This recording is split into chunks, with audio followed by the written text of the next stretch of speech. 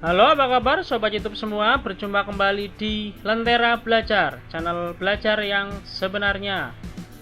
Pada kesempatan kali ini, Lentera Belajar akan membahas soal penilaian tengah semester mata pelajaran IPA, Ilmu Pengetahuan Alam, untuk kelas 7 jenjang SMP atau MTS di semester 1 tahun 2021.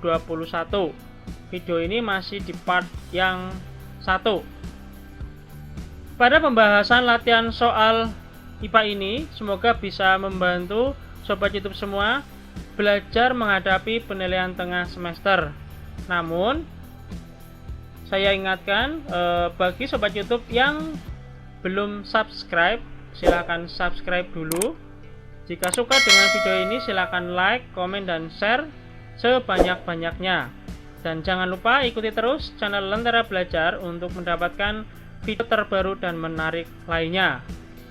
Oke, langsung saja menuju ke pembahasan soal PTS mata pelajaran IPA.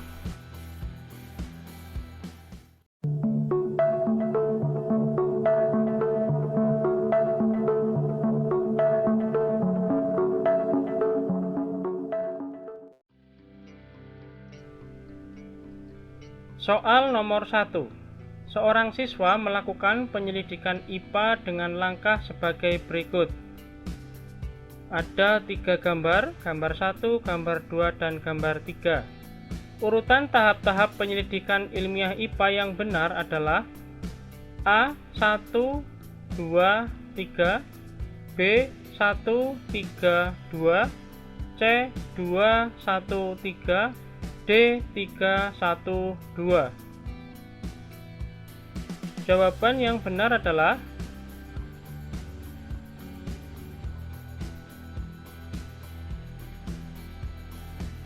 yang B.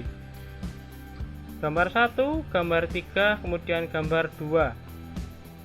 Penyelidikan ilmiah IPA melibatkan sejumlah proses yang harus dikuasai, antara lain 1. Pengamatan, 2. Membuat inferensi, dan ketiga mengomunikasikan. Gambar 1 ini terlihat seorang siswa sedang melakukan pengamatan menggunakan panca indera.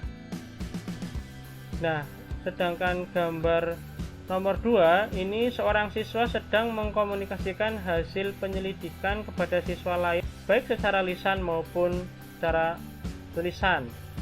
Nah, untuk gambar yang ketiga ini terlihat seorang siswa sedang merumuskan penjelasan berdasarkan pengamatan. Nah, oleh karena itu urutan yang betul sebagai siswa yang melakukan IPA yaitu nomor 1, nomor 3, dan kemudian nomor 3, yaitu jawabannya yang B.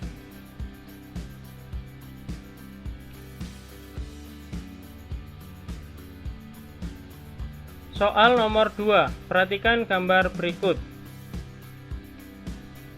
Tahapan keterampilan proses pada gambar di atas adalah A. Komunikasi, B. Observasi, C. Wawancara, D. Hipotesis.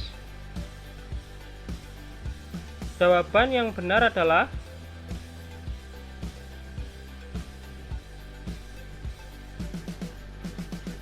yang A. Komunikasi. Pada gambar nomor 2 itu merupakan proses penyelidikan ilmiah IPA tahap proses mengkomunikasikan, yaitu mengkomunikasikan hasil penyelidikan baik lisan ataupun tulisan. Hal yang bisa dikomunikasikan ini termasuk data yang disajikan dalam bentuk tabel, grafik, bahkan atau gambar. Jadi untuk soal nomor 2 jawabannya adalah yang A.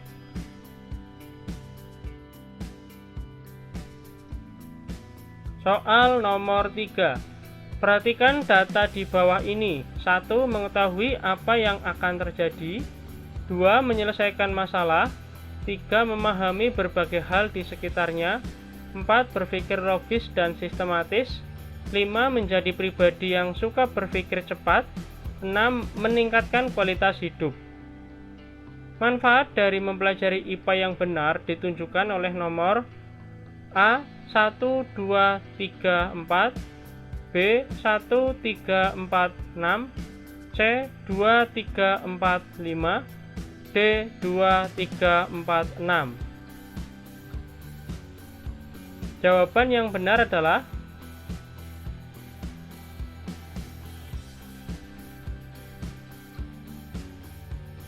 yang D, nomor 2, 3, 4, dan 6.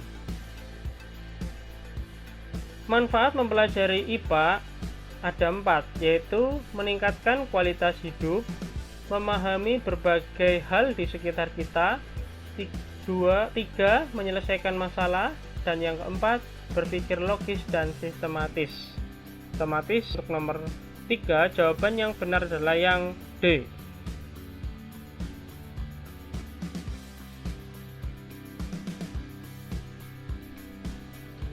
Soal nomor 4. Perhatikan data di bawah ini. 1 virus, 2 senyawa, 3 energi, 4 bakteri, 5 atom, 6 komet, 7 bintang, 8 molekul. Dari data di atas yang tergolong objek kimia adalah A135, B246, C258, D357.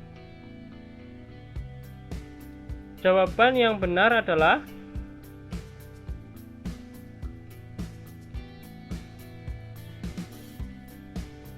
yang C, nomor 2, nomor 5, dan nomor 8. Nah, sedangkan untuk nomor 1 dan nomor 4 itu adalah objek biologi, yaitu virus dan bakteri ya.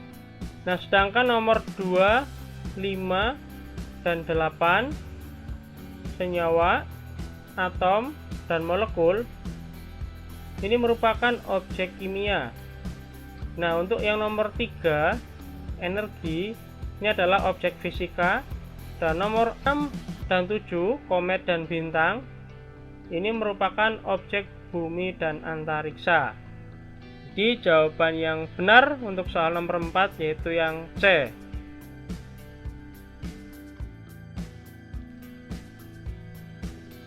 Soal nomor 5. Perhatikan gambar berikut.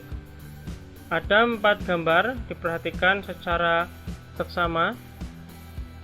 Kelompok gambar di atas yang termasuk objek IPA biologi adalah A1 dan 2, B1 dan 3, C2 dan 3, D2 dan 4. Jawaban yang benar adalah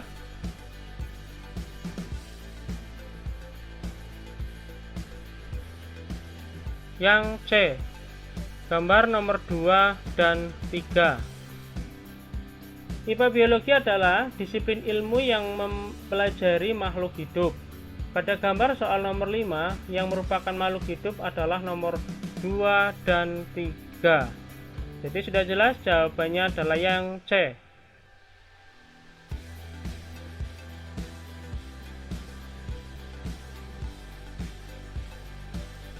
Soal nomor 6. Perhatikan gambar berikut. Ada 4 gambar, diperhatikan benar-benar secara seksama. Dari gambar di atas yang merupakan pengukuran baku dan tak baku adalah A, 1, 2, dan 3, 4, B, 1, 4, dan 2, 3, C, 2, 3, dan 1, 4, D, 2, 4, dan 1, 3. Jawaban yang benar adalah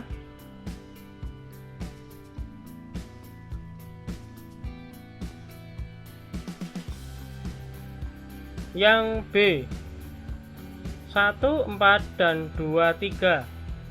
Pengukuran baku adalah satuan yang dapat diterima secara internasional. Satuan baku digunakan untuk menyeragamkan hasil pengukuran yang disepakati ilmuwan yang dikumpulkan menjadi satuan besaran pokok seperti panjang, massa, waktu, suhu. Jadi soal nomor 6 jawabannya adalah yang B.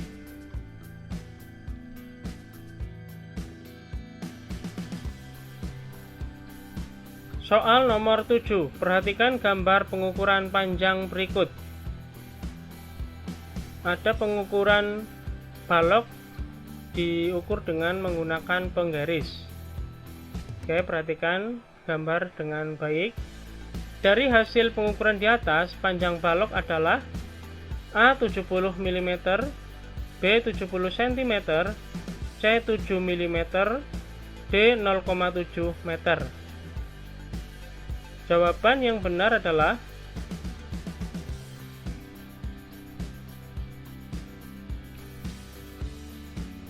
yang A 70 mm. Biasanya satuan pada penggaris adalah cm. Begitu juga pada soal nomor 7 ya. Pada gambar menunjukkan angka 7 yang berarti panjang 7 cm. Tetapi di opsi jawaban tidak ada dikarenakan dikonversi ke satuan lain. Opsi B, kalau dalam cm harusnya itu 7 cm. Tapi di situ tertulis 70 cm. Jadi otomatis opsi B salah. Opsi C, kalau dalam milimeter harusnya itu 70 mm, tapi di situ tertulis 7 mm. Jadi yang C juga salah. Untuk opsi D, kalau dalam meter itu harusnya 0,07 meter. Tetapi di soal itu hanya 0,7 meter. Jadi yang D juga salah. Nah, untuk opsi A, kalau dalam milimeter itu adalah 70 mm. Jadi jawabannya adalah yang A.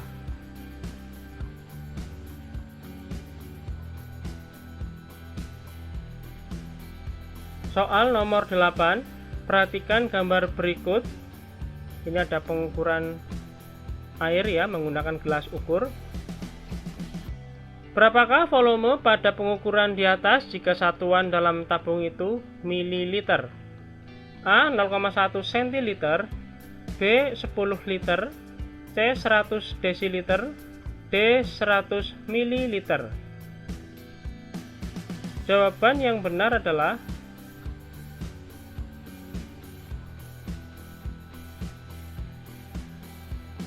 yang D 100 ml. Pada tabung satuan yang digunakan adalah mililiter. Pada tabung terlihat angka 100, jadi otomatis jawabannya adalah yang D 100 ml.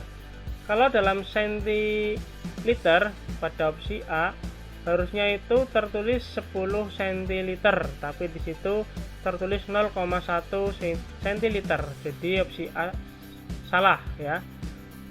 Nah, untuk opsi B, kalau dalam satuan liter itu harusnya 0,1 liter, tapi di situ tertulis 10 liter, jadi salah juga ya. Nah, kemudian untuk opsi yang C, kalau dalam satuan desiliter itu harusnya 1 desiliter, tapi di situ 100 desiliter, jadi yang C juga salah. Nah, soal nomor 8, ban yang tepat adalah yang D.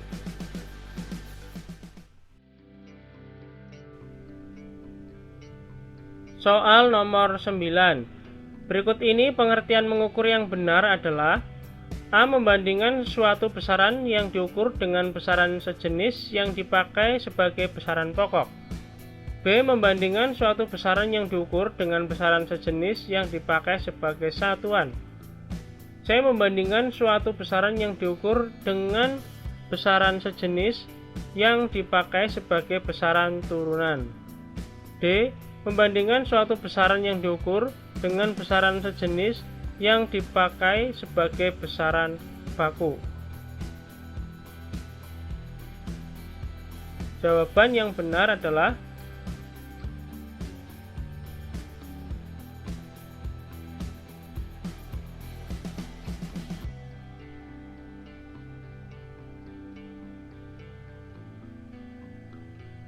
yang B. Membandingkan suatu besaran yang diukur dengan besaran sejenis yang dipakai sebagai satuan. Oke ya, untuk nomor 9 jawabannya sudah jelas yang B.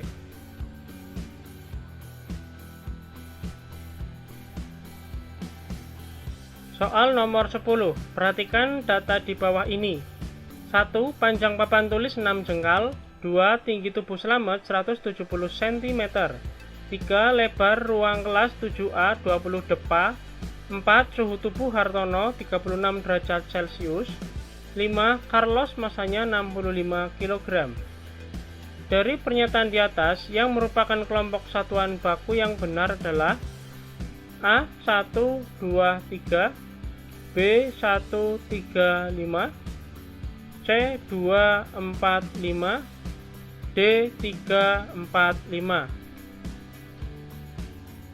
Jawaban yang benar adalah